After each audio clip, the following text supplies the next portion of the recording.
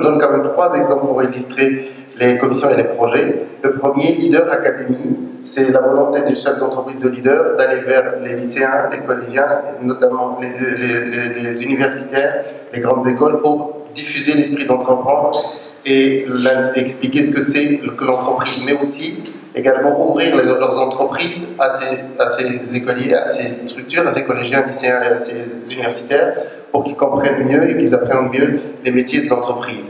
Nous avons Leader Mentorat, qui est plutôt un projet de parrainage d'entreprises de l'économie qu'on appelle conventionnelle, classique, pour parrainer des entreprises de l'économie sociale et solidaire.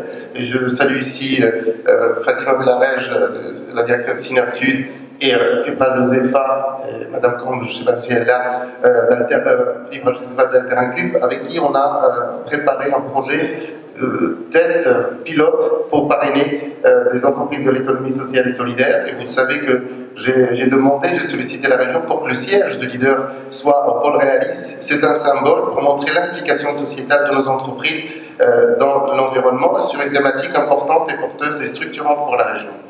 Ensuite, je peux parler de Leader Croissance, qui est un projet très précis qu'on a fait un partenariat avec Ernst & Young, je salue sa directrice Marie-Thérèse Mercier, aussi conseillère régionale, avec lequel on a un audit financier pour les entreprises volontaires qui se souhaitent, pour avoir une feuille de route sur la meilleure façon de se développer, de structurer leur bilan, leur bas de bilan, et se déployer à l'international avec des vraies feuilles de route. Et ces audits commenceront dans les prochaines semaines. Je vais oublier, il y a Leader Santé qui se préoccupe du bien-être au travail de nos salariés. C'est un projet très important que la commission RH-RSE va piloter. Enfin, voilà quelques exemples juste pour vous dire qu'on se préoccupe de tous les métiers de l'entreprise, qu'on se préoccupe évidemment de notre propre croissance, etc.